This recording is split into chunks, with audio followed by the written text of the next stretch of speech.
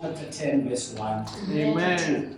Nizofunda wenzizwa zami lapha kuyagijina ngoba nginamavesi amaningi bangabe ngibona ukuthi nenza kancane ngizoweqama kanti ngifuna banithole more.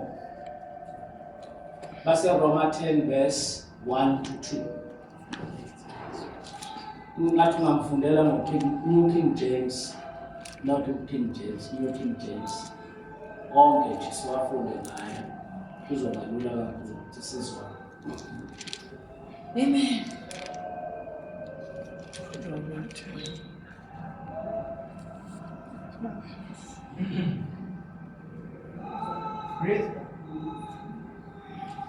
Brethren, my heart's desire and prayer to God for Israel is that they may be saved. For I bear them witness that they have a zeal for God, but not according to knowledge. Amen. Amen. Baba wethu ungcwele izwi lakho liyaphila. Ilona Nkosi yami lesikhona ukuliqondisana. Njengamanje ngithi khuluma wena Baba. Nathi thina silalele egameni lenkosi uJesu. Amen. Amen. Uma ngingathi nginikeza ititle ya lentumayelo ngathi serving God with understanding. Yeah. Amen. Serving God with understanding. Yes. Because that is where we lose it. The question is, siyasahamba thina sikholwa kodwa umuntu ungambuza ukuthi ukholwa yini? Leli ivangeli okholwa yelo lithini? Angeke ngikwazi ukulidefine. For 35 years. Hamba noNkulunkulu singamasotsha. Sishumayela sikhipha amademoni. Kodwa nje uma ungambuza ukuthi leli ivangeli othi ukholwa yilo lithini? Khulumisana. Silazi. And kanti uPaul nje walisummarize kahle kwabaseKorinte bokuqala 15 verse 1 to 5.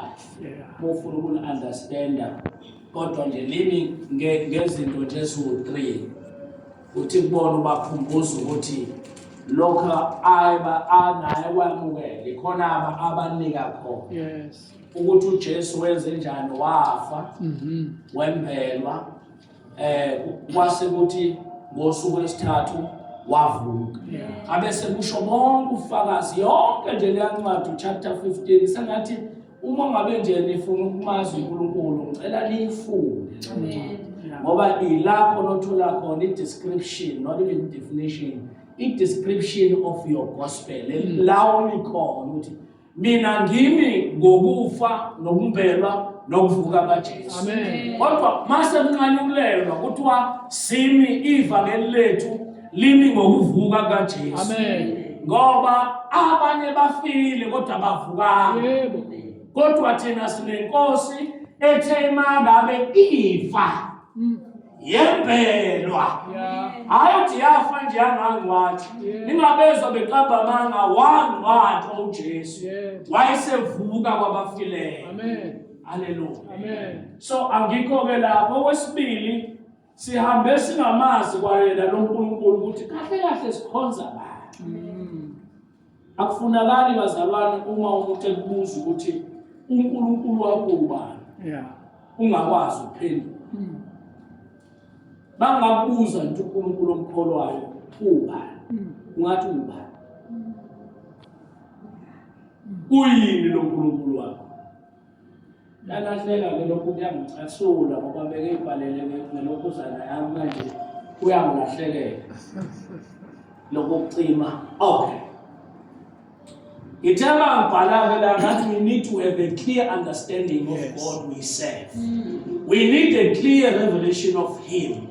To get this revelation we need the scriptures that explain him. Yeah.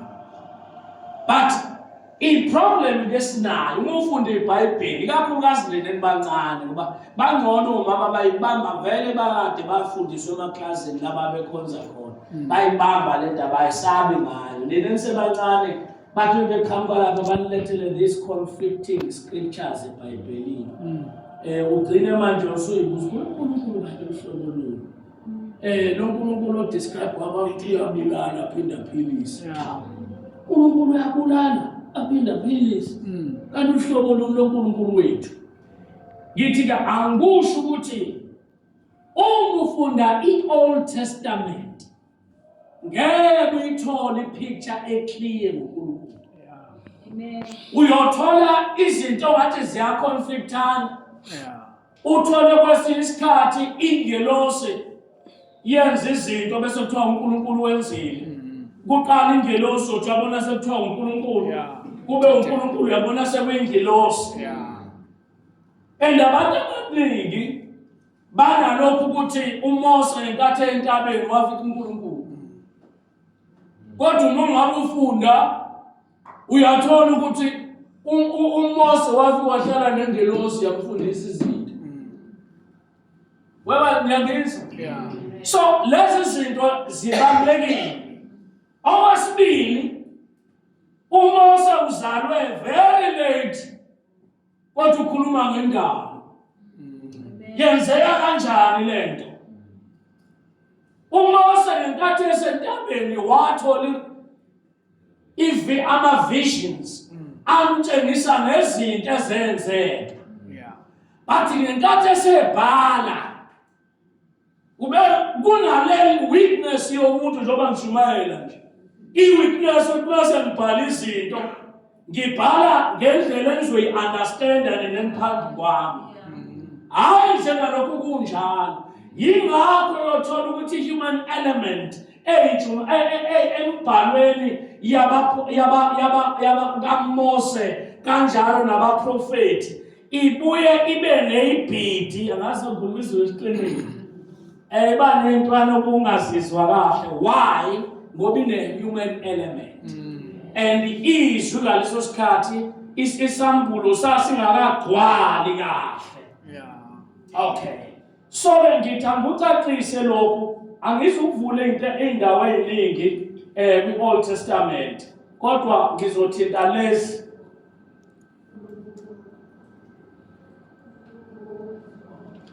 If ulandela kahle uyothola ukuthi even today because of Old Testament teaching abantu makuba ne-disaster bathi uNkulunkulu udinile. Kuthiwa this is the work of God. Angithi? Kufa i-breadwinner kuyintando. Serious? Kufa i-breadwinner zikhala ingane la. Sithini thina Shumayela yemfundiso ye-Old Testament intando kaNkulunkulu. Intando kaNkulunkulu? No. Umuntu kanti ngokwezwi kaNkulunkulu ufala phela iminyaka emingaki? Njengamanje. Hayi ngokwezwi manje. U7. Kama usuphile ngaphezulu sekuyibonus. Grace. Akithi. Manje umuntu bezofa ena 18 noma ena 25 intando kaNkulunkulu. Uyayiphikisa uyabhala uyacima phela noNkulunkulu. Uthiwe hayi kahle uNkulunkulu yabona nje kwakukhona bekade kukhonani kune-COVID ibhuqabhuqa abantu. I-COVID yenziwe izigebengu isibhuqabhuqa abantu bathina abantu hayi bena uNkulunkulu filile uthi udiniwe uNkulunkulu ngenxa yezono zethu awusithethelele Nkosi shwele.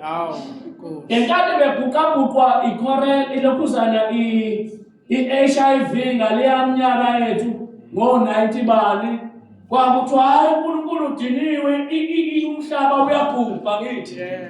So akufunakali-ke nathi singabazalwane siphile kulesi simo sokuba confused ukuthi uNkulunkulu wethu kanti ungubane. Who is our God? That is why uJesu efikile emhlabeni. Wafikela uJesu to correct ama-misconceptions nama-misrepresentations kaNkulunkulu emhlabeni. Ngizokwenzela i-example. Ngicela ungifundele lapho nsizwa yakithi ngaze kube ngathi ngikhuluma indaba. Ngicela ungifundele wena ongifundelayo uMathewu 5.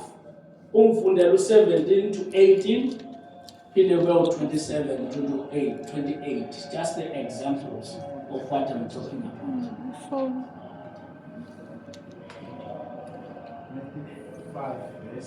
Matthew 5, 17 to 18, 27 to 28.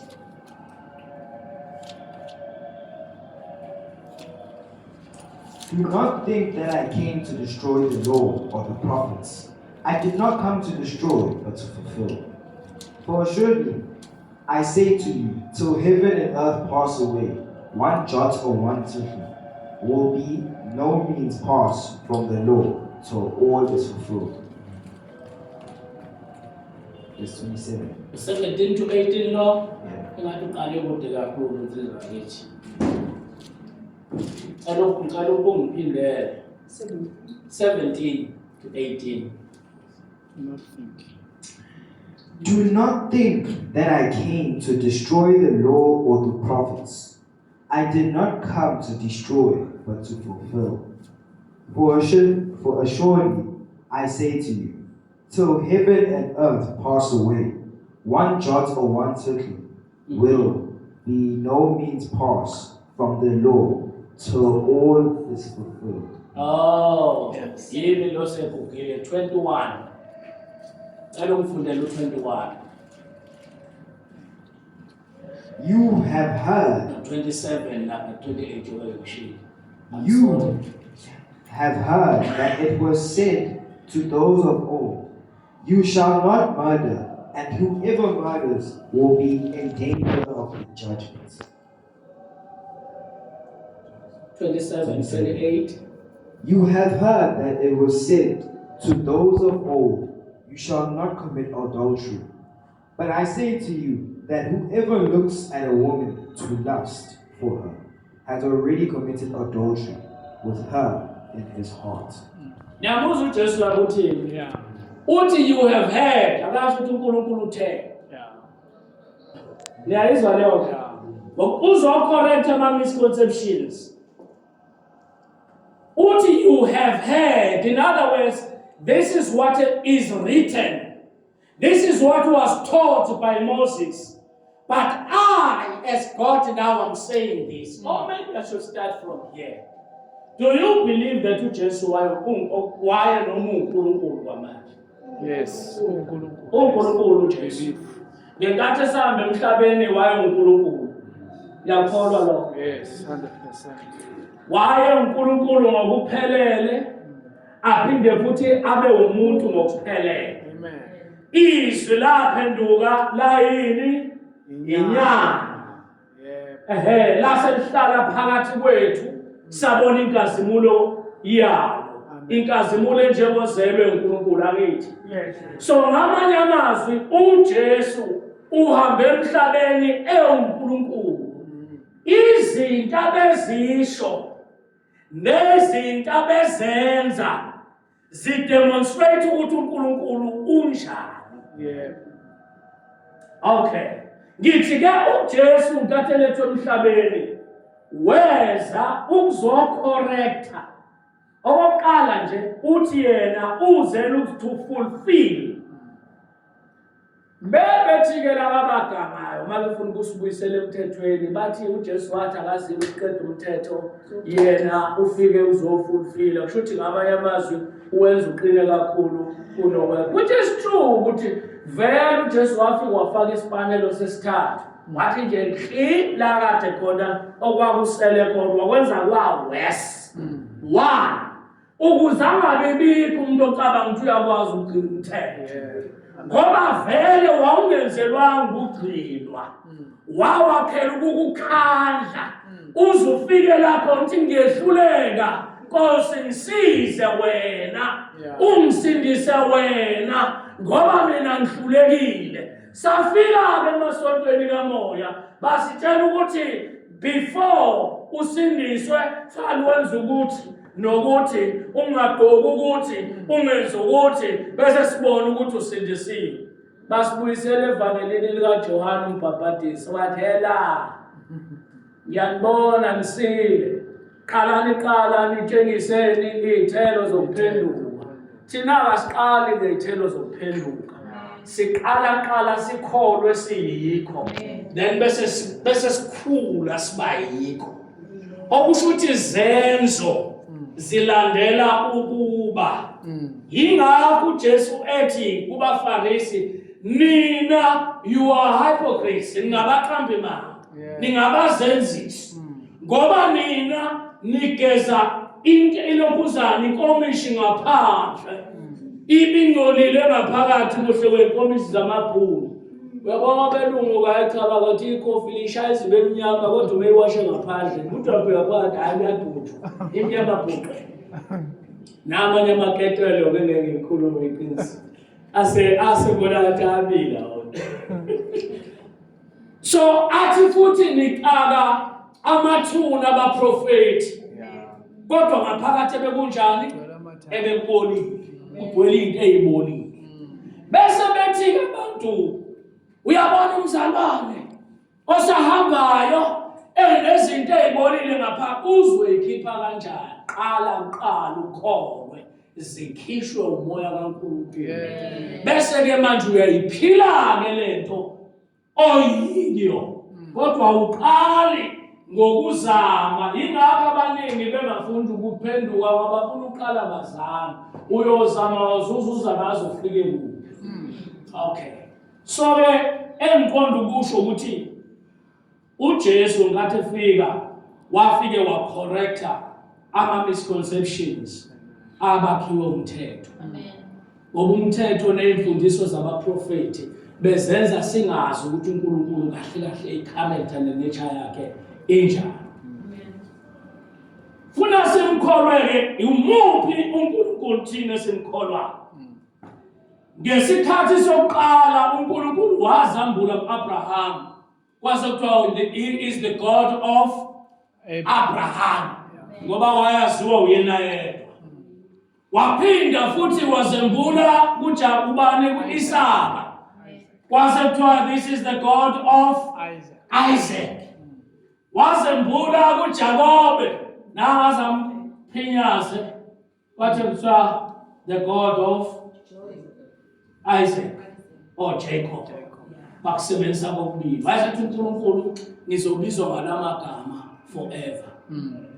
Ekhuluma nani njalo? NamaJuda. Amen. Engakhulumi nebandla. Amen. Sizwana bazalwane. Thina sikholwa kumuphi uNkulunkulu? kaMasango. kaShembe. uNkulunkulu kaShembe. Buddha. uNkulunkulu kaBaba. Abraham. Jesus. Israel. The God of Israel. The God of Israel. The God of Abraham. No, asikholwa kuNkulunkulu. Igama lokuthi kubizwe ngosibanibani kukhulunywa ngerevelation yalowo muntu uthi unikwe. Sezwana bazalwane. Manje umukholwa yilowo ukholwa yileyo doctrine nemfundiso yaloyo. Thina sikholwa ke kuNkulunkulu kaAbraham. Bazothanda nango umuntu ezokhuluma isiwiriwiri. Ngicela sifunde lapha kwabase Efesu 1:15-17. Ukuthi thina as the church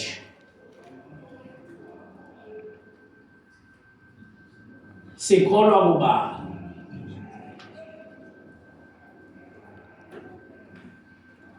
Angifunanga ukufaka amavesi amaningi, lanele leli. Sikholwa kumuphi uNkulunkulu? Ingakho ngithe ngisho ivangeli lifuna ulazi okholwa yini. NoNkulunkulu omkholwayo umazi uNkulunkulu okholwayo. Bazokuhlupha amaMuslim. Buya ko TikTok lapha bayakhuluma athi uJesu ungani wathi bani umprofeti usibani waphinde wathi umuntu kanti uthini lenda asikholwa kuleyo mfundiso. Leyo mfundiso yayise kusemnyama. Sikholwa thina kulo Nkulunkulu. Cela ungifundele Ephesians 1:15.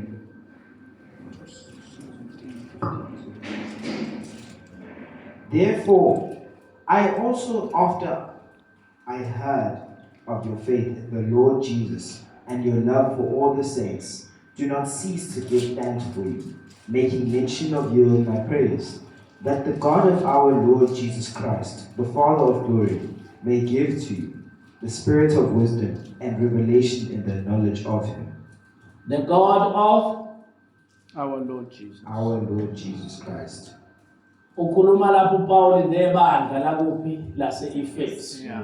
Uyalitshela ukuthi selokhu lakholwa nje uthandaza impela ngoba ibandla likholwa kubani? The God of the Lord Jesus Christ. Amen. In other words, the God that has been revealed by uJesu. Amen.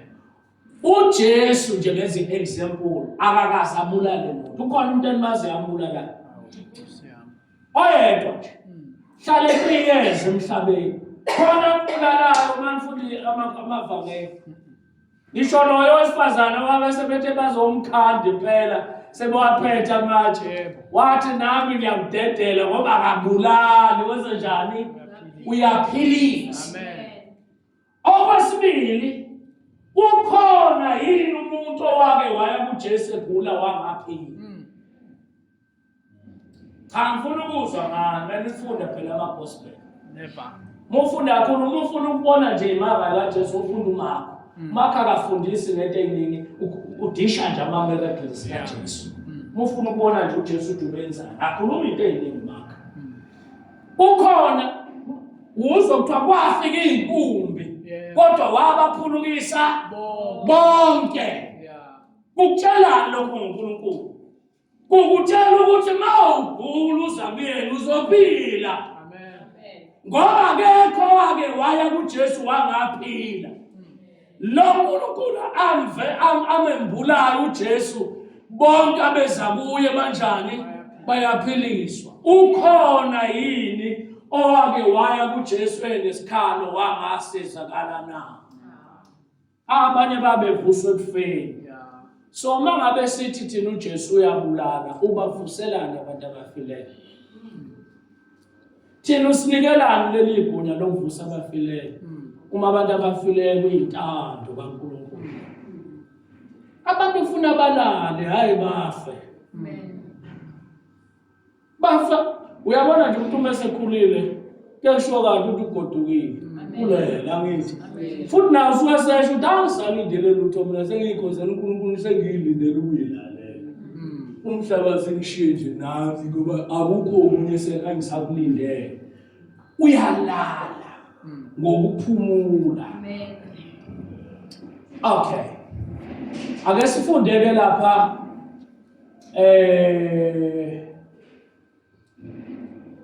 sesimtholile lo. Ngitheke la ngibhala ngathi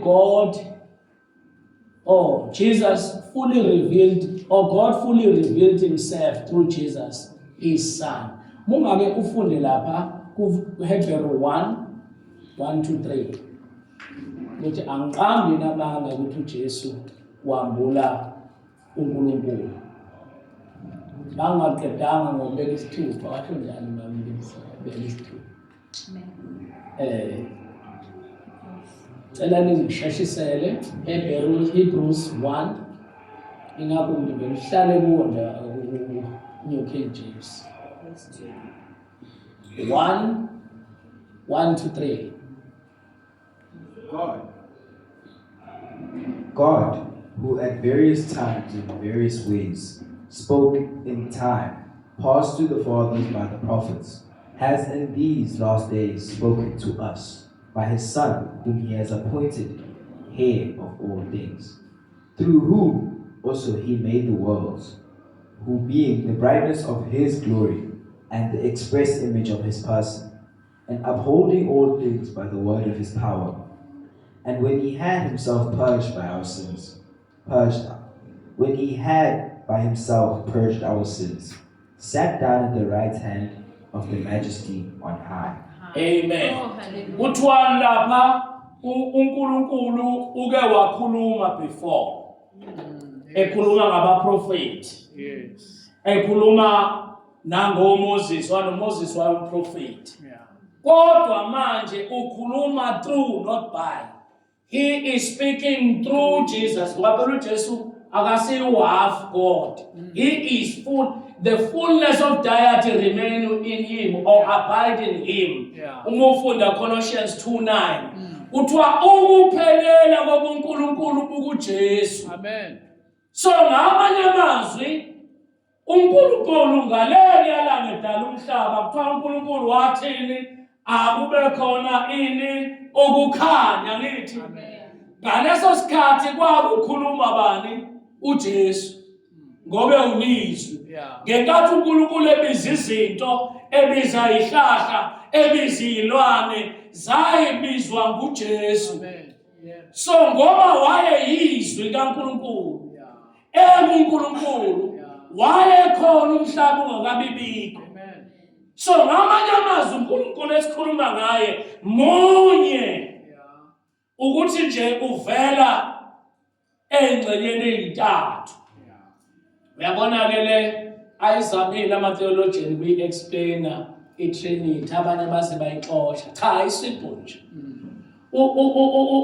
Ulokhuzana uNkulunkulu munye. Kodwa ke ngenkathi sefuna esehlela ukuthi usindise abantu, he became flesh. Yeah.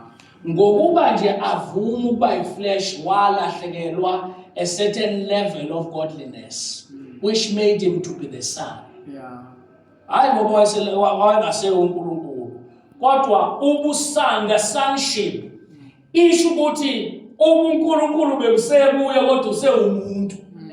Njengawe nje uyindodana kaNkulunkulu. Angithi usho njalo baba uMzobe last week and the other week wayistressa lesingamadodana kaNkulunkulu ngokumoya kaNkulunkulu uhlala kithi. Umoya kaNkulunkulu ehlala kithi kuhleli uNkulunkulu bonke. Angithi usho njalo.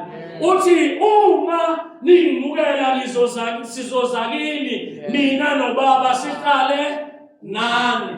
Angithi Amen. athi kuJohane obone mina ubone uba. Yeah. Angithi Yes.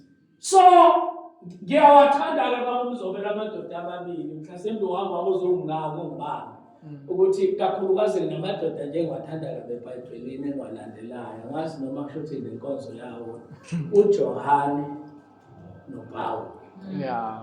Abangibalansela kamnandi ivangeli. Ngiyangibalandele nabanye bahafake lapha nalapha kodwa ubona ukuthi okunye sesiyabutshontsha nje kahle kahle akusikho wethu. Ubekhuluma nabakwa-Israyeli abahlakazekile kodwa khona ama-principles esiwathathayo. Kodwa uJohane akabengenazo isikhathi se-nonsense. Ubefuna uNkulunkulu ukumbheka ngqo uthi ungubani. Yebo. Yingakho ekwazi ukuthi ayokwenza ayongena kwi-revelation noma i-vision kaMoses ayichaze. Ngoba wayefuna ukwazi ukuthi uNkulunkulu ubani. Yeah. Waphinda futhi wavala iBhayibheli nge-revelation kaNkulunkulu. Efuna ukumvesa uJesu ukuthi ubani. Wasesasho ibandla ke lona liubani. Yeah. Akabisho into. Niyazi lento yaseSodom naseGomora. Uma ufunda kuthiwa uNkulunkulu yena wabhubhisa abantu. Yakhumbula ukuthi kwafika ingelosi lapho.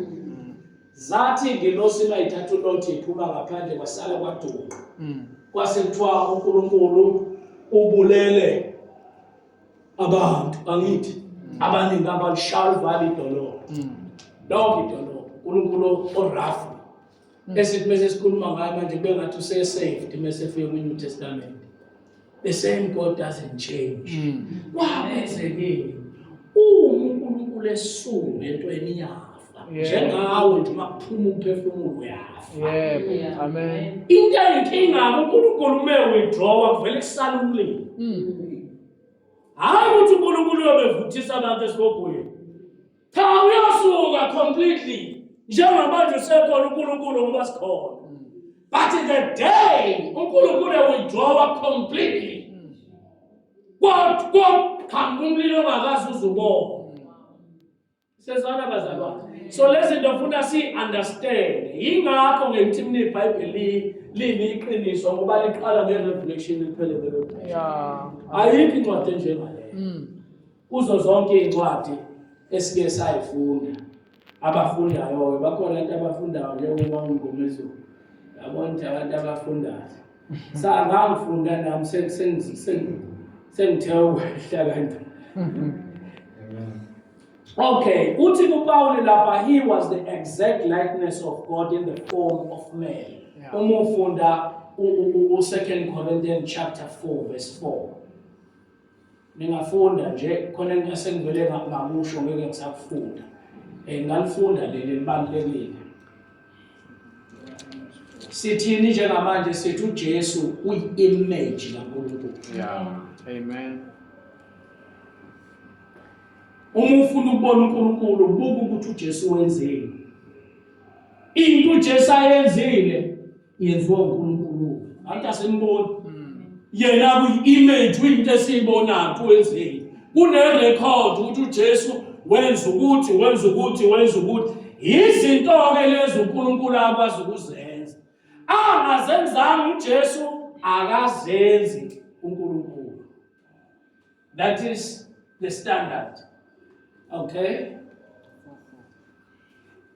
For instance, uJesu bethu umuntu uma efika kuyena aqala umthethelele angalinde nwazi avume izono. Okutshela khona uNkulunkulu uma ufika kuye awuqali wenza into okuthiwa u-X. Angisazi ukufundisa khona lokhu kwakuthiwa ama-standards u-X. Angisazi kwakuthiwa i-adoration bese kuthiwa i-confession kube i-thanksgiving bese supplication. Awungisakhumbuli. Yeah.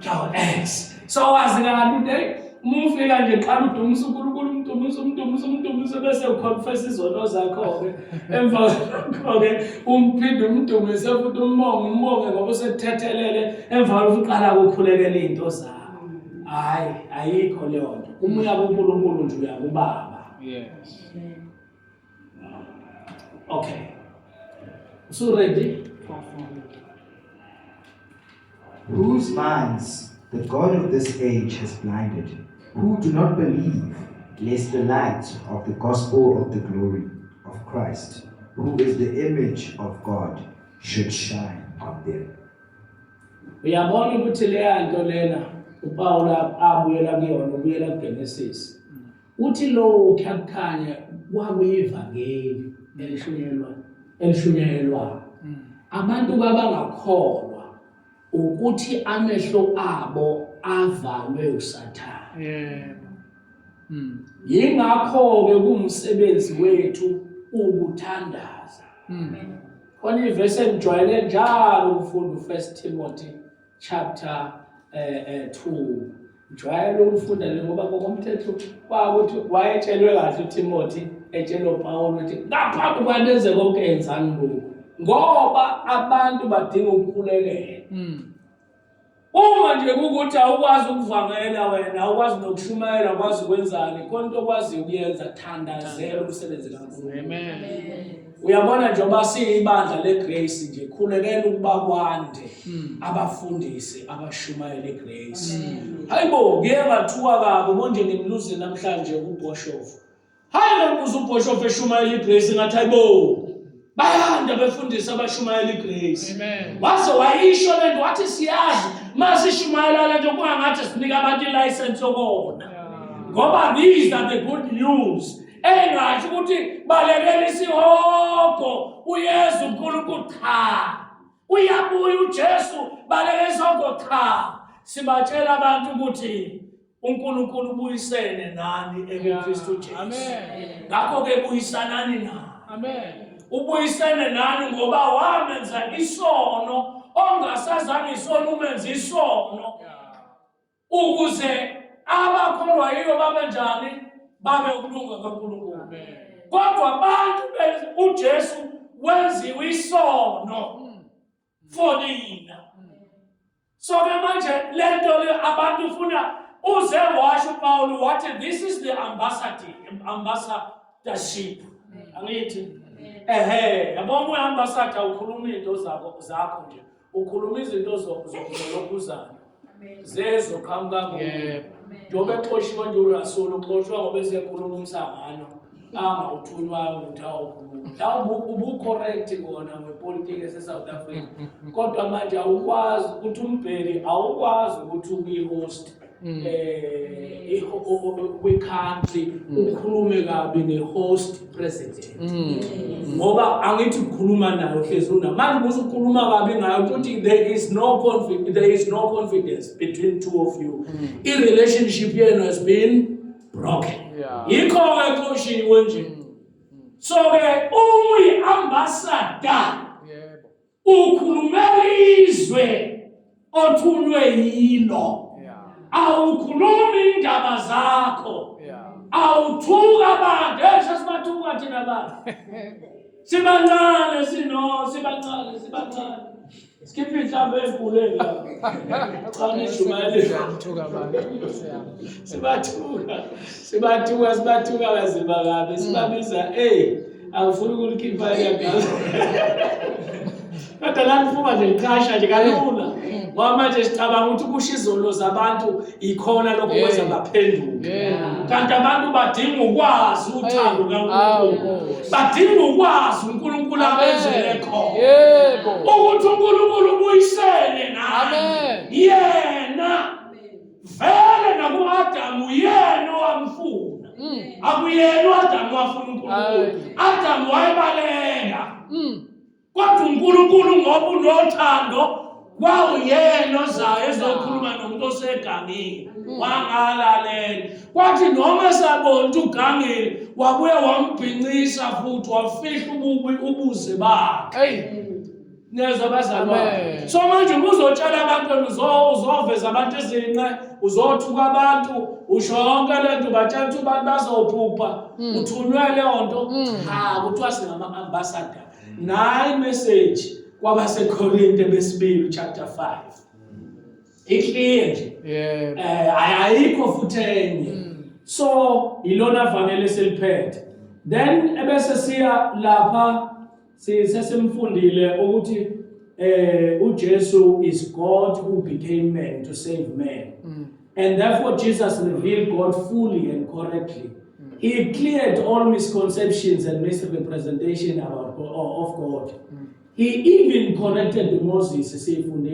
Therefore, whatever Jesus said or did reflect the true nature of God, which God, the God of the Lord Jesus, always loyal. Amen. Lombulwe uJesu. Alo yiki lo kuyahlangana obulala kuyaphilisa.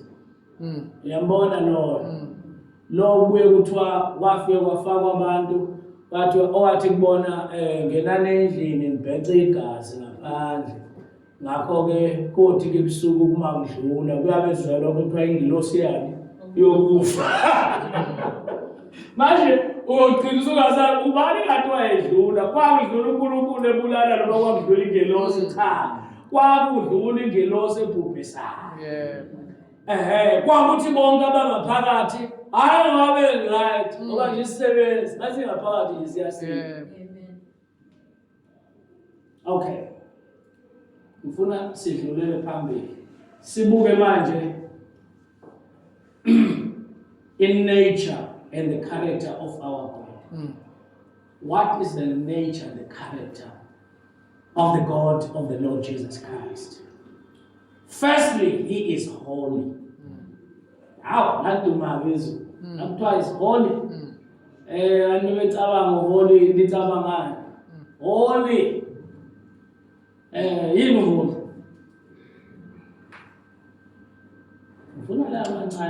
Holy with him. Holy. Now God is holy. We should take. Who should do it?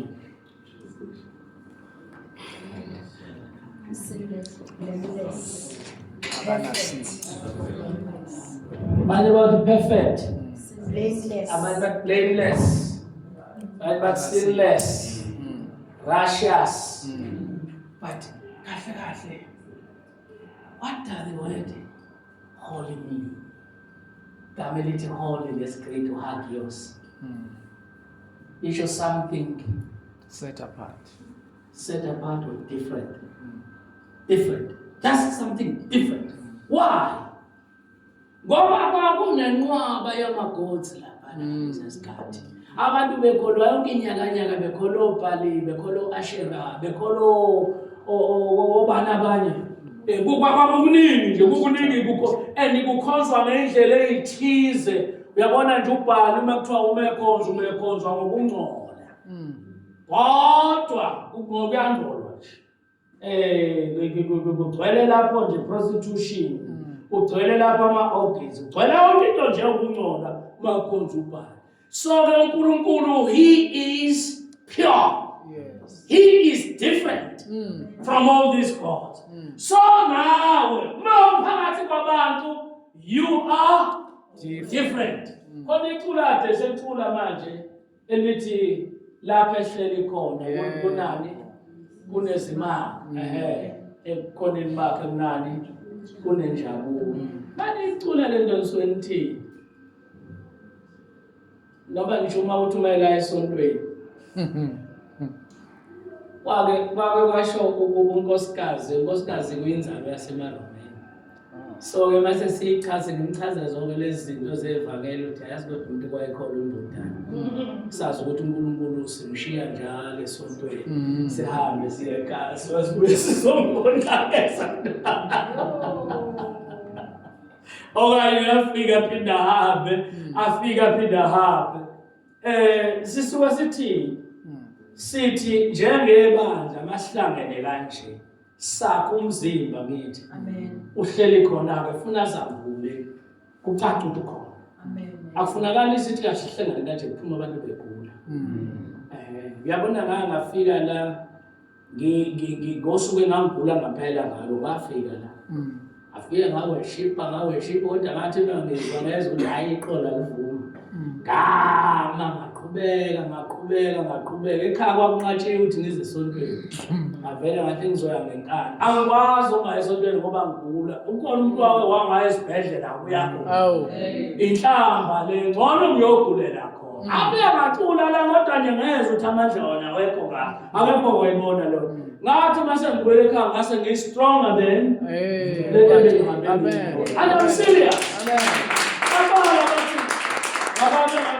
Abantu bakukhona ngisho nosibaba bathi hawu uyazwa strong bese sithuke kabi sithi kodwa uzokwazi khona ukushayela. Athi hawu bengizoshayela ngibonile ngihambe ngamthelela impahla. Ngase ngifika lapho ngathatha i-mountain bike ngathi nkanka ngabazamandla kuyathi yahamba.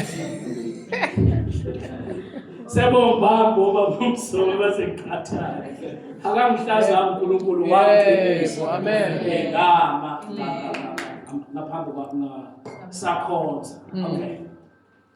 Okwesibili, this God is loving and compassionate. Akusiyo indlavini njengobhali. Ubhali kuthiwa bese bexatshelwe kuyena bekwenzekala bekuba usaphasapha. So awukwazi ukuthi unga-expect ukuthi njengoba kuneyiphepho eyibulala abantu uthi ulaka lukaNkulunkulu ulikhono. Awumazi uNkulunkulu wakho. Nayo inkinga yakho awukwazi ukusho lokho. Kodwa uma ukusho lokho wasithuliselana uJesu isivunguvungu sonobulala. Angithi sikhuluma uJesu umbula izinto i-character kaNkulunkulu. Manje labantu baseverele la kwabhujwa khona. uNkulunkulu njengoba eCalifornia kade kuvutha umlilo nje kuthiwa uNkulunkulu impela hayi uNkulunkulu uyajaji eAmerica ngenxa yekhuba yakhe. Singavuma makuthiwa bebeyisa abantu balapha bese wayesevele ephula out uNkulunkulu. Kwasala bekuvutha umlilo. Kodwa hayi ukuthi uyena obulala abantu. Yebo. Amen. Sezwana bazalwane. Okwesibili bazothi abantu engani ulokhuzana uPetro wabulala ulokhuzana. Wathi uNkulunkulu egcwele uNkulunkulu wabulala abantu kanani noSafira. Basho njalo. Pho wayefana kanjani? Kwanamhlanje la bemfundisi abanolaka bababulala abantu. Bababulala nje serious bababulala nje. Bithina sike safakwa kwenye inkonzo ngike ngakhonza mina ebandleni lama-Nigerians. Okay. Yabona lapha khona into okuthiwa ama-evil prayers. Dangerous prayers. Yabona uma ngabe ukuthi uyasikhathaza sithi phambana nemvula, asikhulume into eyiningi. Phambana nje nemvula. Serious, sikubiza ngegama. How? Nantaka. I'm telling you into eyenzekala ngaphandle. Yeah. Why? Ubona laba bantu bagcwele umoya olaka. Ngoba bamazi Hey. Sasikhuleka kuphela, sikhuleka. Yabona mase nikhuleka laphana, nizanishayethe nithi, nishayeke nibambene ngezandla kanje. Lapho you are doing evil prayers. Whoa. Bakhona abazalwane bake bakukhulekela uma uxabene nabo, bakwenzela ama-evil prayers. I'm telling you, uxabeke wona impilo yakwenzakalana, khona umuntu obhizi, unesikhathi sakho nje ukhuleka ama-evil prayers. And lo muntu uyingozi ngoba nje uma umzalwane uhlele kwi-position e-dangerous. Ukhuleka umfundisi lapho. Asibe befundisi lapho, izinyanga lezo nabathakathi. Yebo. Omunye wafika wasifundisa ukuthakatha. How? Kanjani? Ozanazo. Ngikwazi kahle nje ukuthakatha. Usawakuthatha. Ngabe manzini phela semfundisa ukuthakatha. Angithi amazi uNkulunkulu engikholwa kuye. Okay. Safundisa ukuthakatha ukuthi kuthakathwa kanje. Kwathi ngelinye ilanga sengizwile ukuthi uzakwethu engisebenza naye uyakuthakatha. Nawo zomthatha. Ngafike ngamtshela ngathi yabona mama khona abantu abaganga ngayikhulumela. Khona abaganga basitrye thina abantu basi. Masithakatha benza lokhu manipulate umoya bese bangathi uNkulunkulu osebenza kanti cha umoya nje kaSathane usuke wena ucooperate nje noSathane ngoba uNkulunkulu akabulala. uPetro wasebenzisa ulaka bulala abantu. Akukhuluma kaNkulunkulu wabulala abantu. uNkulunkulu ngeke abulala abantu ukuphila. Sobabulala kanjani? Oh, spelling isikhathi sami manje. Spelling isikhathi sami ngizothatha nje few minutes njengomfundisi.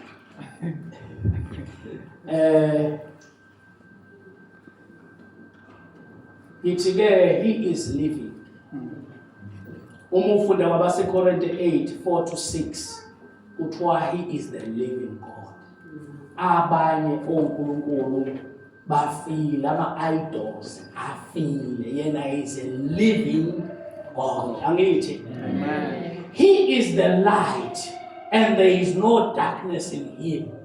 Ayikho lento ukuthi usho omunye umprofeti uzoyazi baba umzoka ngiyalifunda kakhulu Old Testament ukuthi baphuma umoya ongcolile kuNkulunkulu wazohlukumeza wahlukumeza abantu uDavid yadokuzana uSawuli kodwa nje mthwalo waphuma umoya ongcolile kuNkulunkulu ayazi bezekeleyo uNkulunkulu akakwazi ukuthi abantu umoya ongcolile ophuma kuye. Usho njalo uJohane uthi sinilobela lokhu nanku umyalezo ukuthi uNkulunkulu ukukhanya akukho ubumnyama buye. Uma singamakholwa sihambe kukhanyeni siyukukhanya. Uma ufike endaweni nobumnyama ufike uthi uhamba zihambe zona awudingi namkhuleko. Angithi uNkulunkulu. Amen.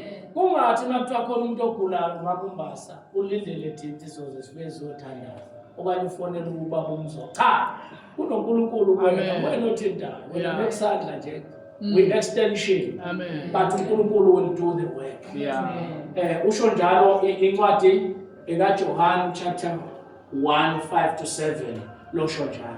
He is a faithful and cannot lie. Leo ngicela sifunde Hebrews 6:18. Sele njalo ngiyaqeda manje. Omunye avula uTitus 1:2. He is faithful and cannot lie. Hebrews 6. Yes, verse 18. That by two immutable things in which it is impossible for God to lie, we might have strong consolation, who have fled for refuge to lay hold of the hope set before us. Yalezo lelozo. Awuphinde mfana. Lona eliphafu cishe kunawo wonke. Lalela kahle. That by two immutable things, in which it is impossible for God to lie, It is impossible Yes. for God to lie. Lie. Manje uma ufunda iBhayibheli uthi wena manga. Ikakhulukazi New Testament uma ichazela izinto uthi wena ngamanga. It is impossible ukuthi umoya kaNkulunkulu can lie. Yeah. Ingakho sikwazi ukuyoqasha ngaphansi kwakhe ngoba sihleli kuNkulunkulu okungeke kwenzeke ukuthi aqhamba ngami. Amen. Nkosi yami angazi ngavula kanjani leyo nto. Cela uTitus 1 verse 2. In hope of eternal life which God, who cannot lie, promised before time began. Uphinde futhi. In hope of eternal life which God, who cannot lie, promised before time began. God cannot Lie. lie. It is impossible for him To lie. to lie. So uya kuNkulunkulu ngezwi lakhe abekhuluma ngalo baba uMzobele last week. Uyabona ukuthi impossible uNkulunkulu afika nje into ezikade namanga. He is faithful Yeah. and cannot lie. So uya kuyena. Angithi sikhuluma ngalo kaNkulunkulu uJesu. Usho ukuthi umugula. Lento uJesu wayengasho ovu. Wayenza embulu uNkulunkulu esikholwa kuye. Okay. He gives generously without finding fault. James 1 verse 5.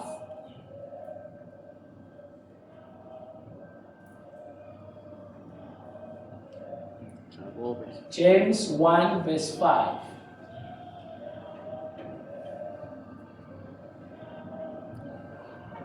James 1 verse 5. Yes.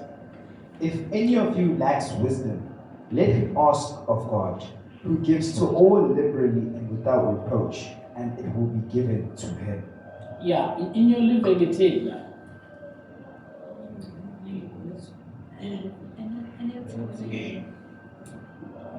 NIV, right? Ukuthi ngibalekela lo liberal akacaci kahle. If any of you lacks wisdom, you should ask God, who gives generously to all without finding fault, and it will be given to you. He gives generously. Generously. Neza bazalwane. Niyabona ukuthi ngicija kanjani? But why he does not even find fault? In other words, akakukuthi ubani wenze. Yes. But he gives generously. Amen. Wena kwakho musukumngabazi ngoba intenza abantu bangayitholi izinto kuNkulunkulu beza bena le fixed understanding le conflicting understanding bengabhalansile benoNkulunkulu abacaba ukuthi ngelinye ilanga umuza kuye uthi no, ngelinye ilanga athi delay, ngelinye ilanga athi yes. Angithi okusho ukuthi njengamanje abengithukuma ngokuNkulunkulu uthini no. He's generous. Amen. He gives without any reproach. This is the God we serve and we can rely upon because he cannot lie and is faithful. We can find the refuge and solace in him because he is loving, compassionate, and he is alive and able to keep us. uNkulunkulu esimkhonzayo lo akekho njengalo. Wow. Bazalwane, this is the God of the Lord Jesus Christ. Uma ube wazwela uNkulunkulu kaMoses oke washaqa abantu hayi khohlwa ukho. Thina sikhuluma ngoNkulunkulu ombulo uJesu. Khona izinto ezenziwe uSathane. Uyazi ukuthi abantu baqala khohliwe kuyisho lento. Abantu baqala babengazi konke ukuthi uSathane. Kubona anything anything beyond control, anything beyond understanding, it was by God. Noma sekwenza uSathane bathi bona is God. Even today, nabazalwane uthola benjalo bangakwazi ukuhlukanisa ukuthi uSathane ke lo. Ngeke akwenze lokhu uNkulunkulu. Uzume ngonya ungafundanga ngisho kuphi uthi ngeke lokhu uNkulunkulu akwenze. Amen. Uma sebathi impela uyafika lapha kuthiwa intando kaNkulunkulu ukufa kothi cha. Intshontshiwe lengane ake besukuma abazalwane bakhulekele lo muzi ukuthi uNkulunkulu awuvukele bangaphinda thatha omunye umuntu la uSathane. Sathane obulala abantu. Yebo. uNkulunkulu akabulala. Sathane uyabulala. Nezwa ingane zami. Uyabulala uSathane. uNkulunkulu unikeza ukuphila. Ngiyambonga uNkulunkulu anibusise baba mzala.